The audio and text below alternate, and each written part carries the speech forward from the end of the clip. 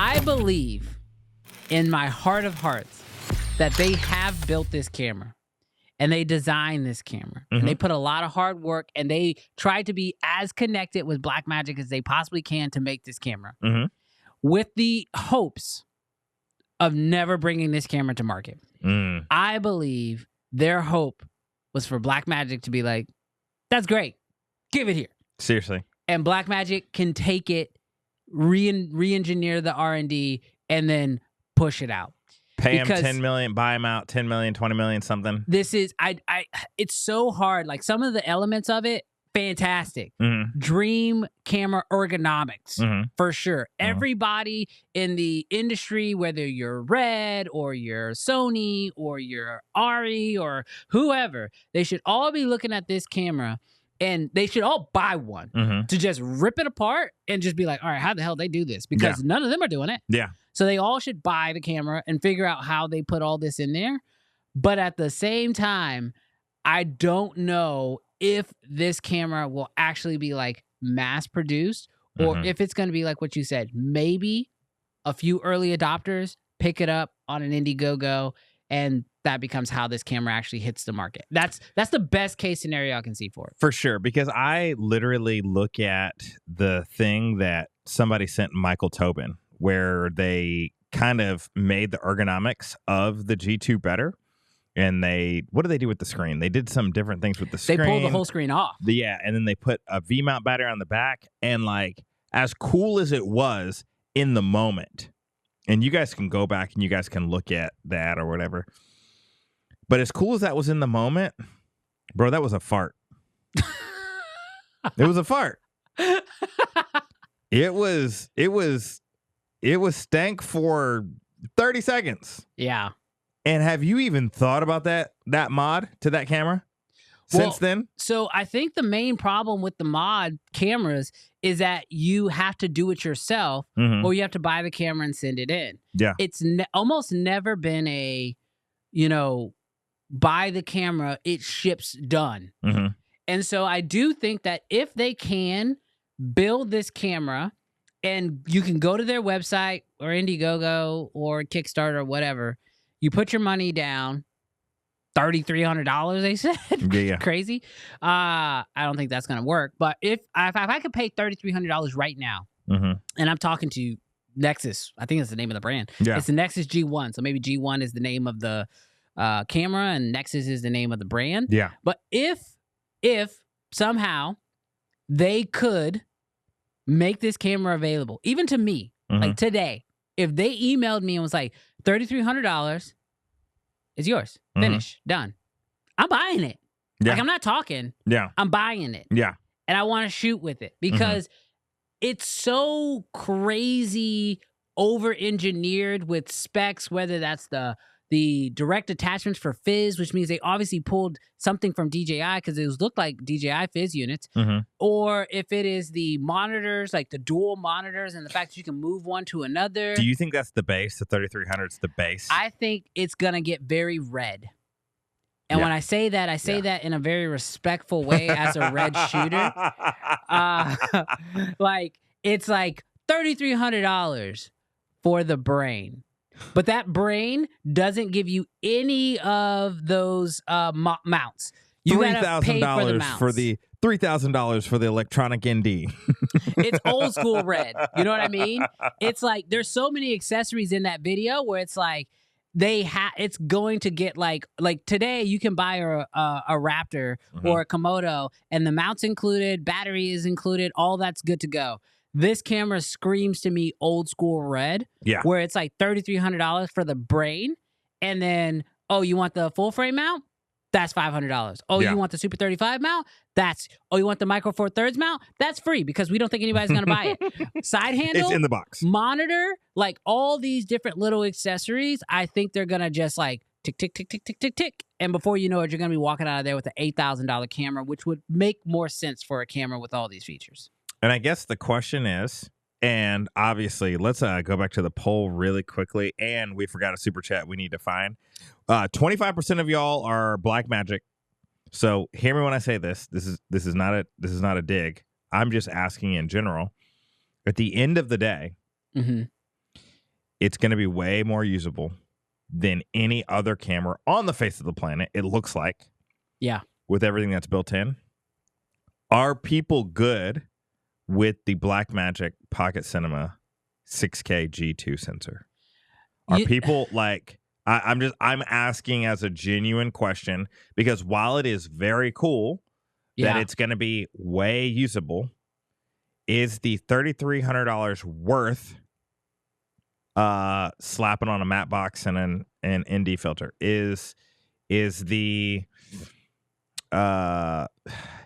this camera has the built-in fizz control? Would it be better to get the DJI LiDAR Focus Pro combo, like, and then you could put that on any camera that you have? Like, I'm asking the question in general, that it has a lot of cool features and excited about it, but if the heart of it is the 6K G2,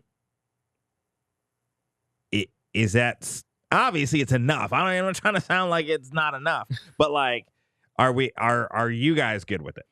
I do believe that the sensor from the 6K Super 35 Blackmagic, I think that sensor is more than good enough. Yeah. But you did bring up some really good points, and I would love to hear you guys in the chat. And sorry, you guys are having a blast in the chat. We love that y'all are having a blast. I am trying my best to keep up with the chat and have this conversation at the same time. We see y'all. We see y'all. We will read every single one. But here's my thought. Is this, like, I think it's just like with every Blackmagic camera, which is kind of the cripple. It's the best thing and possibly the cripple of Blackmagic in general, is that Blackmagic is sort of like synonymous with its price points, right? And so when you look at a camera like this with all these things, if they can keep the price down, everybody always says, like, when you ask them, oh, what are your thoughts on the Pixis? What are your thoughts on the Blackmagic 6K full frame? It's always like, incredible value. Best image for the price. But if that camera costs the same as a Red, or costs the same as a C80, or costs the same as an FX6, now it's got to compete on not just image, but ergonomics, you ain't got shooting no autofocus ability. Like, it's got way more stuff it has to then compete with, which then makes it sort of drown out in the landscape of everything else in that price point. So I think if they can keep the price of this camera down, because people are used to getting that Blackmagic image at such an insane value, then people will take it. But if not, it's really going to have to be, like, this camera is a fantastic ergonomics camera. I don't think there's any doubt about that. The fact that it has HDMI and the optional to have SDI, the fact that it has a built-in, look like a Canon LP battery, which probably isn't going to do much, it's sort of just like to help you do quick hop swaps. But then you could also throw V-mounts on there and shoot for hours. You know what I mean? The fact that it has, all these different ports on the side, you can connect a USB-C to it. You can connect a CF Express to it. You can connect a SD card to it, which I don't really understand how the SD's gonna really do anything for a camera that spits out files as large as that. But it's one of those things where it's like, this does seem like a fever dream of a camera. And I think a lot of people are gonna get excited. But unfortunately, because of the sensor, it's already 3 years old.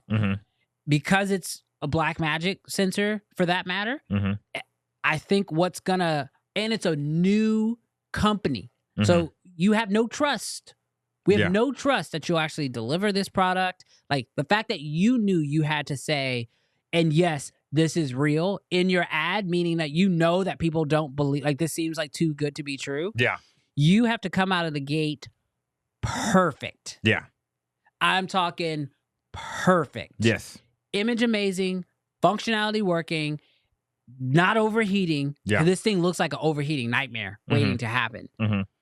Everything has to be flawless on this camera. Even firmware. Yeah, even firmware. Every camera has bugs. Yes. Every camera manufacturer has bugs, but what Canon has, what Nikon has, what Sony has is, well, maybe not Sony, but they have the ability of, hey, we can make it right. And we can make it right quickly. Well, and that's the thing. It's like you got to have trust that the brand's going to do that, right? Like we've already talked about it in previous episodes, but I believe that people are naturally getting a little bit, untrusting of, I'm just going to say, Sony's software updates, right? So it only takes a handful of bad software updates to be like, I'm not going to update. Now, I don't think that people are jumping ship. Yeah. Some people may, especially if your FX3 got bricked. Right. And then they're going to charge you to fix it.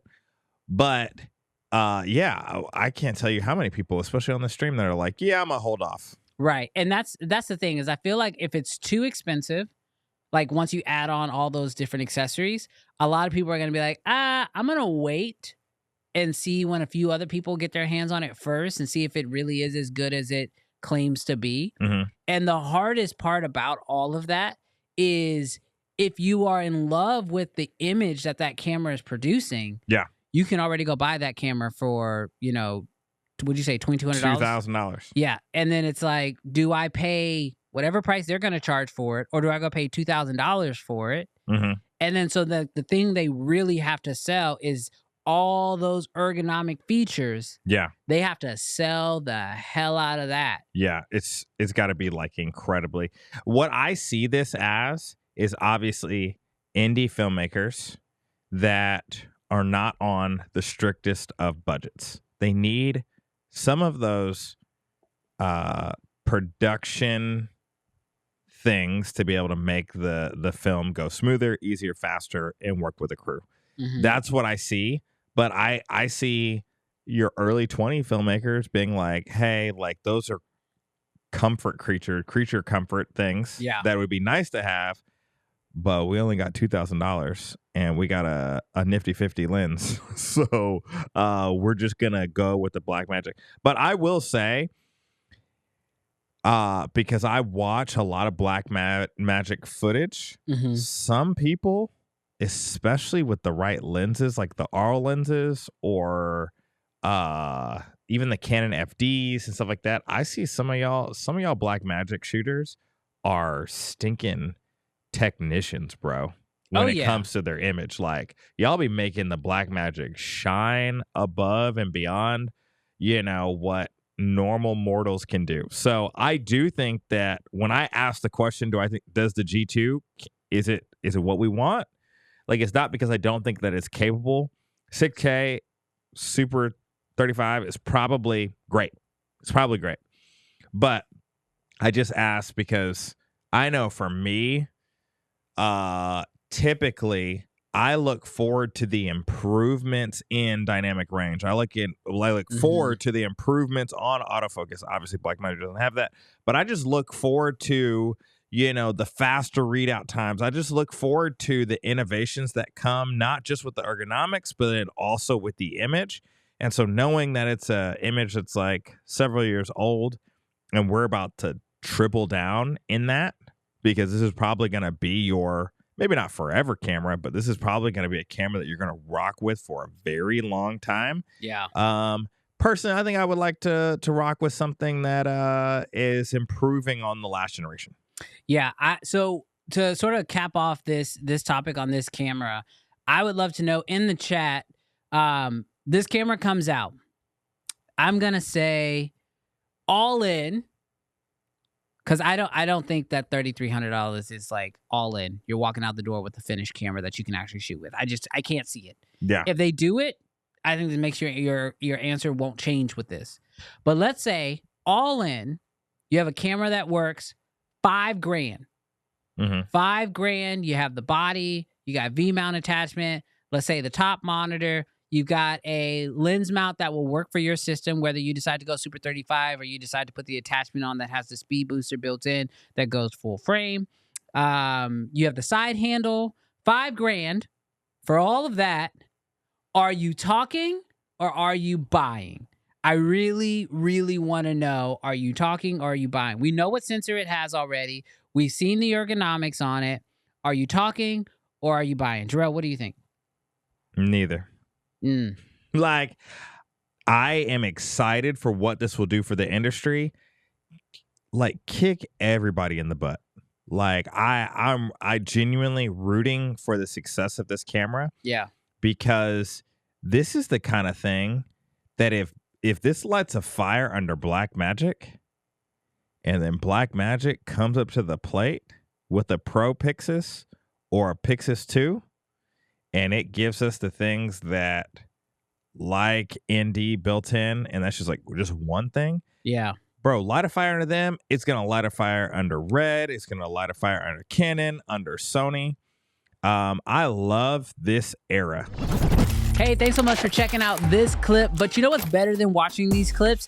Enjoying the show live, which we do every single Friday at 11 o'clock Central Standard Time. The best part is if you disagree with what we have to say, you can tell us that live in the chat. So we'd love to see you there this Friday.